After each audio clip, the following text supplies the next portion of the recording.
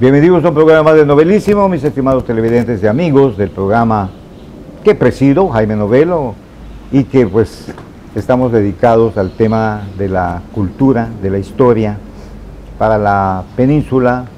Estamos en Cancún, en el estado de Quintana Roo, México, pero que también, dados los medios actuales, podemos alcanzar cualquier punto del mundo, lo cual nos satisface mucho recibir inclusive comentarios a este programa que ya llevamos más de 10 años con él. Entonces, pues, tengo un invitado hoy que no lo conozco desde hace mucho tiempo, lo conozco desde hace poco tiempo, pero me ha causado un gran gusto conocerlo, saber de él y sobre todo a lo que se dedica, que es a una de las 7 maravillas del mundo. Más que dicho, de las 7, no son maravillas, de las artes, corrijo, de las artes en el mundo, que es la pintura. Y por lo tanto me da mucho gusto presentarles y darle las gracias por haber aceptado el programa al señor Octavio Paz del Razo. Para todos nosotros, Octavio Paz, avecindado en Cancún desde hace unos buenos años y que pues su vida es la pintura. Octavio, muchas gracias por haber aceptado venir a este programa. Vamos a hablar de algo que a mí me gusta. A mucha gente les apasiona y creo que a la mayoría de la gente lo toman como un conocimiento indispensable a efecto de que puedan sentirse que están de alguna manera, y estoy generalizando por supuesto, de alguna manera emparentados con una de las bellas artes que es la pintura. Así que podemos hablar de la pintura, pues muchas preguntas sobre la pintura, ¿no? La pintura mural, la pintura del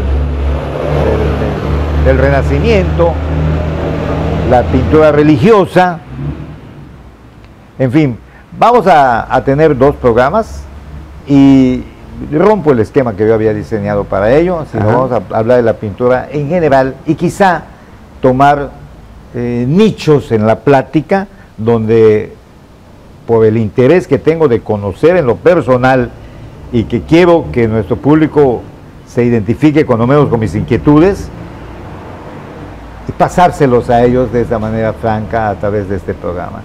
A ver, mi estimado Octavio, ¿qué es la pintura para ti? Fíjate, Jaime, buenas tardes, gracias por haberme invitado a tu programa. Yo cuando voy a iniciar una clase de pintura para mis alumnos, siempre les digo, el requisito indispensable para que ustedes puedan estar en mi clase es que no sepan dibujar. Ese es el requisito, no saber dibujar. Entonces todos se sorprenden. Pues sí. Y todos dicen, ¡hey! Ya tengo un punto a mi favor, ¿no? Porque no sé dibujar. Lo que ellos no saben es que los humanos, desde hace cientos de años, desde antes de escribir nuestra historia, los humanos ya pintábamos. Es nuestra naturaleza. Esa palma de mano que se ve en una cueva salpicada de pintura es nuestro inicio. En nuestros vestigios mayas está. Nuestros vestigios. Si nosotros quisiéramos hablar, por ejemplo, de pintura y técnica maya, tendríamos como 20 programas, ¿no? Para hablar. Porque cómo se ha prolongado la pintura, la técnica, cómo ha sobrevivido tantos años, quiere decir que tenían muy buena técnica para pintar, que eran especialistas en la pintura. Fíjate, yo creía que la pintura mixteca, en su trazo, no había pintura que lo superara. Pero cuando yo me comencé a involucrar con la pintura maya, los trazos, la delicadeza del trazo maya, a mí me dejó impresionado. El manejo de la figura humana, la proporción de la figura humana, la cotidianidad con la que manejas la figura humana en la vida cotidiana del mundo maya. Una mujer cargando una olla y le llaman la señora del atole. O sea, con sus ropas transparentes. Dices, qué maravilla, qué delicadeza de trazos. ¿Cómo prolongaron esa mirada, ese momento, y nos lo regalaron a nuestros días, ¿no? Como en un vaso de barro, admiramos cómo ocurría la vida en el mundo maya, y a través del arte lo podemos nosotros apreciar. La delicadeza del trazo del artista maya. Las expresiones, ¿verdad? Las expresiones de las caras. Las expresiones del rostro.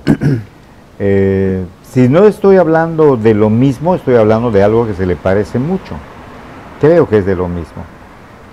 La señora que le está poniendo a una sirviente, posiblemente. Es la señora del atole. El pujido sí, que está teniendo la que está recibiendo el jarro pesado, la cara que pone los ojos por la pesadez de lo que le está colocando la otra dama. Sí. Me llamó la atención también algo que tú dijiste, ya estamos concretando en este caso ya sobre la pintura maya, ¿no? La transparencia de la ropa, la textura, sobre todo en ese mundo maya tan pudoroso, según las historias y lo que oímos de ellos, y fin, ¿no? Sus costumbres hasta hoy. Y efectivamente, estamos hablando de lo mismo, porque mucho se ha perdido en las ciudades mayas, que progresaron mucho. Bonampak, por ejemplo, ¿no? Los murales de Bonampak, que ya están lamentablemente muy deteriorados, bastante deteriorados. Sin embargo, en las reproducciones que se han hecho podemos ver ese señorío de las vestimentas de los señores mayas. Pero no quiero hablar yo de ello, pero qué bueno que he leído algo de eso, porque quiere decir que voy entendiendo lo que vas diciendo. Pero síguele, ahorita estamos por la parte maya. Se da más en la zona maya, que pues no solamente es la península de Yucatán, sino también Guatemala, Chiapas, ¿no? Y parte de Centroamérica. Sí. ¿Se da también en la pintura azteca o es de menor categoría? Yo creo que son técnicas y visiones diferentes. El mexica tiene una concepción hacia adentro, y el maya es hacia afuera. La concepción. Qué buena definición estás dando. La concepción. Sí. Y bueno, pensar en el origen de la pintura, yo creo que nuestro origen ha de ser muy antiguo, mucho más antiguo que el maya y debe de ser nuestro origen como pintores, hablando de la pintura mexicana, debe ser muy antigua, es decir, cuando nosotros tenemos un conocimiento de algo, cuando tú sabes, por ejemplo, barrer, es un conocimiento que te dejaron tus antepasados de 300 años atrás. Cuando tú lo registras, pues ya sé barrer, pero es un conocimiento de 300 años atrás. Si nosotros nos pensamos en la pintura, no salió espontánea. La pintura es un cúmulo de conocimientos de mucha gente, de alguien que juntaba el copal con la cera y que veían que pegándolo en una piedra duraba mucho tiempo. Y viene alguien y muele una cochinilla y sale un color rojo, y dicen, a ver qué pasa si yo al copal y a la cera le pongo esta cochinilla que se pinta de rojo, y entonces obtenemos un color. ¿Sabes cuántos siglos debieron haber pasado para que alguien descubriera eso? Muchos siglos. Y después lo aprovechan, esos dos colores, el blanco y el rojo, para pintar las pirámides. De cochinilla, ¿eh? Estoy hablando de la cochinilla. Era el pigmento. ¿Cuántas cochinillas debieron de haber? Tenía que tener un cultivo de cochinillas, ¿no? Para generar todo ese pigmento, ¿no? Tú te imaginas, por ejemplo, Chichén Itzá pintada de blanco y rojo. Debió haber sido una cosa impresionante. Siempre, qué bueno que lo mencionas, porque cuando hablo de lo nuestro, lo que tenemos por acá, que es lo que acabas de mencionar, por ejemplo, ¿no? Chichén Itzá, pudimos haber dicho Cobao, pudimos haber dicho Uxmal, pero cuando llegaban los viajeros mayas o de otros lares, en aquellos sacbés perfectamente bien pavimentados con sascab, bien trazados, donde caminaban ellos sin necesidad de subidas y bajadas porque le estaban nivelados los terrenos, que cada vez se viene descubriendo más esa red de caminos que existían y vamos entendiendo muchas cosas, por qué caminaban de madrugada, porque en el día imposible con estos calores que teníamos, ¿no? Aunque había zonas que yo me imagino que sí estaban cubiertas. Si has tenido oportunidad de caminar en un sacbé, ves los árboles y sientes dices, híjole, qué maravilla que el aire, cómo circula el aire.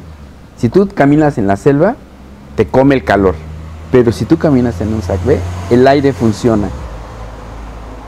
Se filtra la humedad, ¿no? Deja mejor dicho, se vuelve un retén de humedad, que es lo que te acalora mucho, y se vuelve el aire agradable, ¿no? Sí, y puedes caminar, y hasta hay árboles que te van dando sombra. Es una maravilla, ¿no? Claro, nuestra península pues también es variada, aunque tiene es pareja, no tenemos montañas. Sin embargo, tenemos una selva alta, que es lo que tú estás refiriendo, y también tenemos una selva baja, así es, donde ya no hay esa protección que tú estás diciendo. Pero bueno, sin desviarnos del tema de la pintura, llegar a Chichén Itzá y ver todos esos vestigios que aún desnudos, le quiero llamar desnudos sin pintura, maravillan a propios extraños.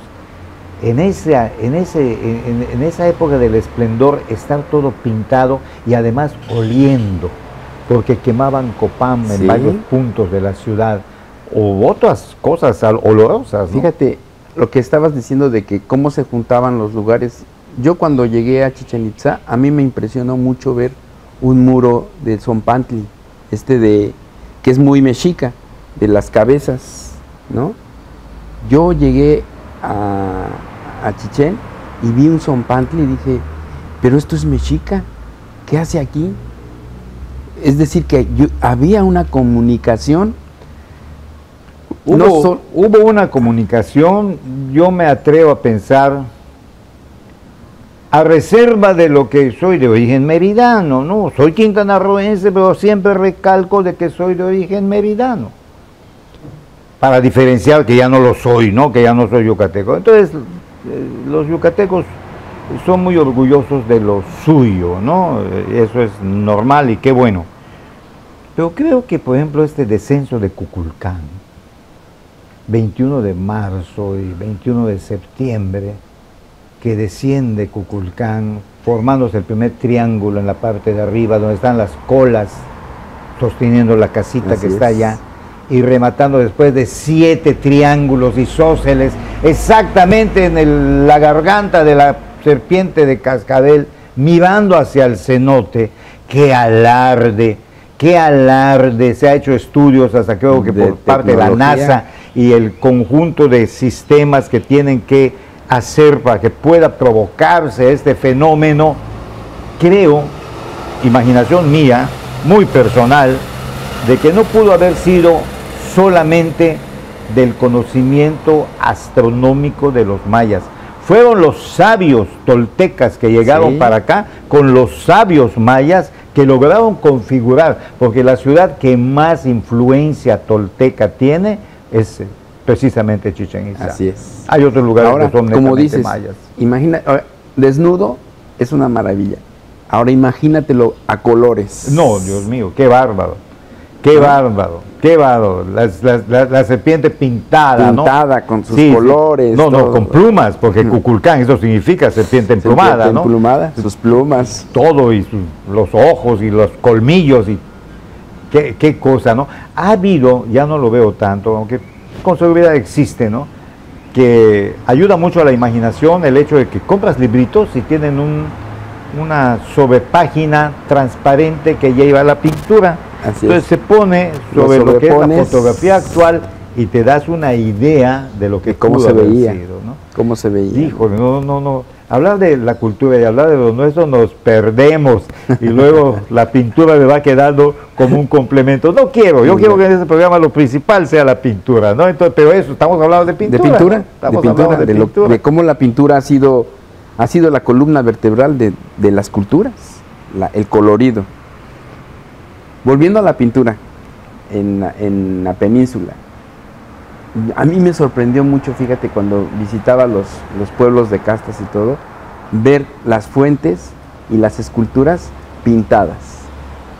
Tú no ves una pintura, una escultura blanca completamente, no. Tú la ves con su ropa pintada, el color de la piel pintada, los ojos pintados. Eso debe de ser una tradición milenaria, que en la península no se ha perdido. En el centro del país sí vemos las esculturas blancas o negras, pero aquí no. Aquí las seguimos viendo pintadas, pero es por origen, es porque la gente, a través de la palabra hablada y de la tradición en la pintura, dicen, no, eso va pintado, ¿no? Es nuestra tradición, pintar. Y tú las ves y no están pintados con cualquier técnica. Tienen muy buenas técnicas. Baba de nopal, copal, cera, las técnicas de los pintores de brocha gorda. Estamos viendo las técnicas de los pintores de brocha gorda, porque ellos han sido verdaderos maestros para preservar la pintura.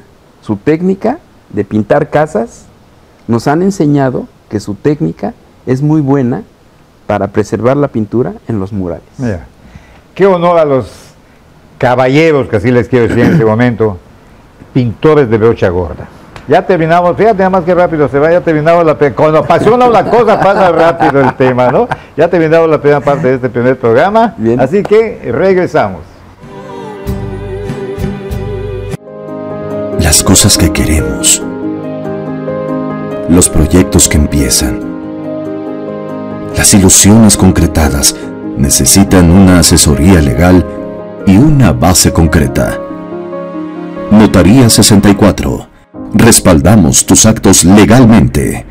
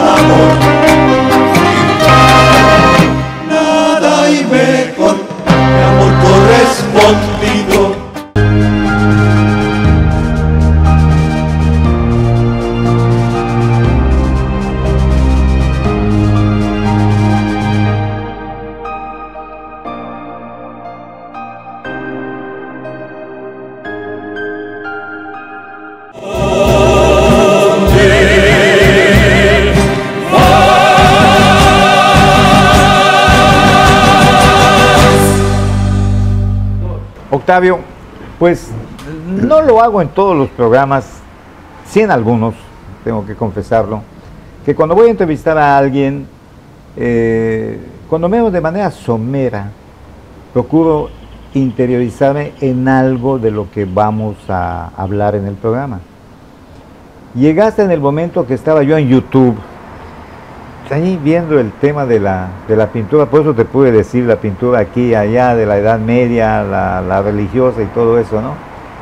Tenía yo muy fresquecito de haberlo leído, y me quiero ir a eso, me quiero ir a ese punto de los antecedentes de la pintura. Lógicamente, personalmente no lo he visto, pero sí he visto fotografías, por cierto, muy bien hechas, de ciertas cuevas, sobre todo en Francia, tienen su nombre, donde se ve a hombres cazando de manera muy elocuente, se muestra a unos individuos como se vestían antes, con poca ropa, las lanzas muy largas, cazando al mamut. Eso me lleva, es que es que la pintura hace que tu imaginación se materialice. Sí. Y tú te imaginas ese mamut dándolo con la trompa y con las patas del tamaño de estas columnas, y los otros viendo cómo se esquivaban, quién sabe cuántos muertos quedaban allá en el camino con tal de comer, sí. Y luego cómo salaban esa carne, y luego cómo destazaban al mamut, y cómo se repartían eso, y entonces empieza tu imaginación, simplemente porque viste una pintura donde unos cazadores están tratando de darle muerte al animal, ¿no? Sí. Entonces, pero ya te vas, y ya te vas, y ya te vas. Y la señora esperando allá con los chiquillos, esperando que le lleven algo para que puedan comer, ¿no? Y hablar de esto es hablar de otros temas, pero ¿quién te está motivando eso? La pintura. Sí. La pintura mural, la pintura mural, porque lo hicieron en un muro de piedra, que es una cueva. Así es. Pero que te lleva a esa situación. Que te sigue mostrando la vida cotidiana. Un mural nos enseña la vida cotidiana de las personas. Lo que estás diciendo. Observar los animales que para ellos, algunos eran parte de su naturaleza, porque se llegan a apreciar sus establos y cómo acomodaban, ¿no?, a las cabras, o cómo acomodaban a los caballos, o cómo apreciaban a los toros, cómo los dibujaban, y a sus posibilidades, a sus trazos, lograban una técnica perfecta. Aún que estamos hablando de la pintura de las cavernas, es una pintura con un grado de ejecución muy alto. Como en algunos lugares aprovechan hasta los cortes de la piedra para que el mural quede sobresalido. Mira eso, ¿no? Es decir, para que quede en 3D, ¿no? Para que te imagines. Aprovechar la piedra que estaba salida para dibujar y visualizar un animal ahí. Los humanos somos creativos por naturaleza, es nuestra naturaleza. La pintura es nuestra naturaleza.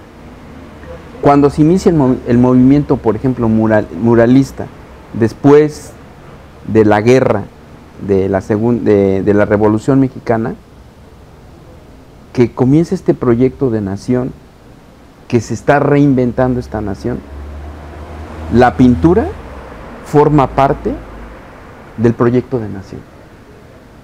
¿Por qué? Porque no había tantos maestros para educar a tanta gente. Estaba muy difícil.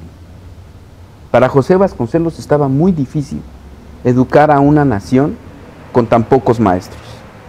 Lo que a él se le ocurre es, pues hay que pintar para que la gente entienda qué pasó con esta guerra, ¿no? Es su ideal, obviamente es el ideal de José Vasconcelos, querer contar la revolución como una manera idealista y decir, miren, pasamos por esta guerra, pero la superamos. Lo que él no esperaba es que los pintores le resultaron bastante críticos, ¿no? Y todo lo que él planeaba de pintar al indígena idealizado, en su belleza, buscar la belleza del indígena y plasmarla en aquellos muros, él se le olvida que, por ejemplo, José Clemente Orozco había estado literalmente en la primera fila de la revolución. Y el indígena que él vio no era el idealizado. Él vio al hombre que sufrió, a la madre que perdió al hijo, a los niños que se quedaron huérfanos. Él vio todo eso y dijo, no, así no fue la guerra. La guerra fue así, y así la pinta. Cruda. Y eso ya le salta a José Vasconcelos, ¿no? Dice, no, mi chavo, no era por allá, ¿no? Qué interesante. Pero él en los murales que nosotros estamos viendo en el Colegio de San Ildefonso, que son los primeritos, que se comienzan a hacer en nuestra generación, digamos, de 100 años atrás, en el 1921, 22 y 23, es una realidad que la vida cotidiana que José Clemente Orozco dibuja, era la que él había vivido, la guerra. Él quería que le pintaran la guerra idealizada, y lo hace Diego Rivera. Él sí idealiza y pone, ¿no?, al hombre, al indígena, bonito, las flores, la parte bonita, la parte poética. Y a contrario sensu, por decirlo de esa manera, a la clase pudiente la pone de una Catrina hecha una calavera, un esqueleto adornado, porque era su visión, era la visión de alguna manera heredera de un movimiento social. Y Siqueiros, ¿qué me puedes decir de Siqueiros? Mira, Siqueiros estaba muy ocupado en sus discursos políticos. Ese sí era muy aguerrido. Cuando él pinta en San Ildefonso, Siqueiros, vemos a un Siqueiros que estaba aprendiendo a hacer murales. No es el Siqueiros que está después, que lo vamos a ver en el castillo de Chapultepec, ese es otro, ¿no? Pero el del inicio estaba aprendiendo la técnica. Estaba aprendiendo también la técnica. Una cosa bien importante de la técnica es que cuando se inicia este movimiento muralista, vamos a tener el encausto, que es una técnica de cera muy antigua, ¿no? Que se supone que los egipcios ya la ocupaban, pero que ya nadie la había rescatado. La rescata Diego Rivera. ¿Cómo la rescata? Con la ayuda de los pintores de brocha gorda, porque ellos le enseñan, mira, un muro se prepara así. Nadie sabía hacer muralismo en México, no sabíamos, la verdad. Veníamos de muchas guerras, y apenas el país se estaba estabilizando. No había técnica, nadie sabía, pero los pintores, eso sí sabían, los de brocha gorda, sabían cómo se preparaba un muro y sabían cómo pintar para que la pintura durara. Ellos le comparten sus secretos a Diego Rivera, y Diego Rivera, con los secretos de ellos y con lo que él sabía, porque él era un académico, estudiado en Europa, él sabía que juntando esas dos cosas, los murales iban a perdurar. Hay que ver el mural de la creación, que se considera como el primer mural hecho en México en 1921, que es lo pinta Diego Rivera. Tú lo ves ahora y parece recién hecho. O sea, tú lo ves y dices, no es posible que esto tenga 100 años. La técnica, el conocimiento que Diego aprovecha de las personas, lo junta y da un resultado precioso. Actualmente el mundo ocupa la técnica de Diego Rivera. Así de... A ver, ¿el muralismo es un invento mexicano? Qué buena pregunta. Porque David Alfaro Siqueiros, él se adjudica, él dice, yo inventé el muralismo mexicano, David. Pero cada uno tenía una técnica muy distinta. ¿A quién se le ocurrió? Lo que te decía hace rato. Las ideas vienen de años atrás. Años atrás está el doctor Atl, Gerardo Murillo, experimentando ya con la técnica para pintar los muros. Es impresionante, ¿eh? Es impresionante porque vamos a llamar, le quiero llamar así, no conozco de ninguna técnica de pintura, ¿no? Ese gigantismo que se manifiesta en el muralismo, cuando está el obrero, creo, ahí con la mano extendida y el puño parece que te va a golpear, ¿no? Y el antebrazo todo robusto y al final hasta parece una selfie. Por traerlo en un contexto de actualidad, hasta parece una selfie. Es una selfie que te tomaste, ¿no? Es donde aparece selfie. Lo que está más cerca de la cámara de tu iPhone. Ajá. Aparece más grande que lo que es el rostro. Esto pues se me ocurrió ahorita sobre la marcha del siglo, pero te causa una impresión, que creo que el pintor buscaba que se tenga esa impresión, ¿no? Vuelvo al tema del puño, que no me acuerdo si fue de Siqueiros. Es de David. Es de David Alfaro Siqueiros. Y la energía, el mensaje, fíjate en esto que te estoy diciendo. No te detengas. Traen esos mensajes. Qué interesante, oye, me llamo la atención yo mismo de que pueda descifrar esta cuestión. Pero bueno, tenemos otro muralista también, Rufino Tamayo, pero ese ya no es de la cuestión. Él ya es más abstracto, totalmente abstracto, y él es la parte poética, lo que te estaba diciendo hace rato. Él es la parte poética, la parte hermosa, lo lúdico, ¿no? La experimentación del cielo. Él se va los colores de hacia el interior. Él se va al interior de las personas. Dice, ya, allá están los que están pintando la realidad. Yo les voy a enseñar hacia acá adentro. Eso está bien bonito también. Que te enseñen hacia adentro. A observarte, tú. Ese es el pensamiento de un hombre tranquilo. Obviamente él no estuvo en la guerra, y esa es la diferencia con nosotros. Claro. Él no estuvo en la guerra. Él la vive, pero desde otro lado, ¿no? Y lo que hace entonces Rufino Tamayo es enseñarnos la cosmovisión de un hombre en paz. El que ve el sol, el que aprecia la luna, el que aprecia a los animales como hermanos, ¿no? La cosmovisión de Rufino Tamayo es una cosa totalmente fabulosa, gran oaxaqueño. Gran. Bueno, entonces tenemos de los muralistas mexicanos más famosos, cuando menos, había 4. muchísimos, 4. Empezamos con Diego Rivera, David Alfaro Siqueiros, José Clemente Orozco, que no hablamos tanto de él, y el último Rufino Tamayo. Son los que más han trascendido, sí, ¿no? Los que más nos han mostrado distintas caras de la sociedad mexicana. Cada uno tenía su discurso.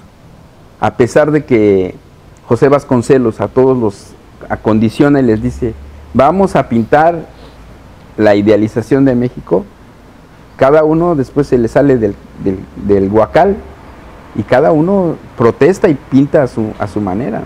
Y qué bueno, ¿no? Lo malo de que cada uno comenzó a ser tan crítico, y lo fuerte que son las imágenes también. O sea, así como son buenas, también llegan a ser subversivas. José Clemente Orozco pinta a un Jesucristo destruyendo la cruz. ¿Y sabes qué fue eso? Terrible. En la universidad fue terrible. Sí. Comienzan a destruir los murales, al grado de que José Vasconcelos les dice, el que vuelva a destruirme un mural se va expulsado para siempre de la universidad, ¿no? Porque los jóvenes se sentían agredidos, porque las imágenes son poderosas. Pues como a Diego Rivera le destruyeron el mural que estaba... ¿En qué ciudad fue? Estaba en Nueva York. En Nueva York, ¿no? En el famoso... hotel. No, ¿cómo se llama este centro? En el centro Rockefeller. Y fue uno de los Rockefeller el que ordena que lo destruyan. Había puesto a Lenin. Dice, oye, ¿qué te pasa? ¿Cómo estás poniendo a Lenin aquí? Bórralo. No lo borro. Ese es mi mural. Bórralo. No lo borro. Fíjate nada más, ahí distingo en los grandes pintores, en este caso los muralistas,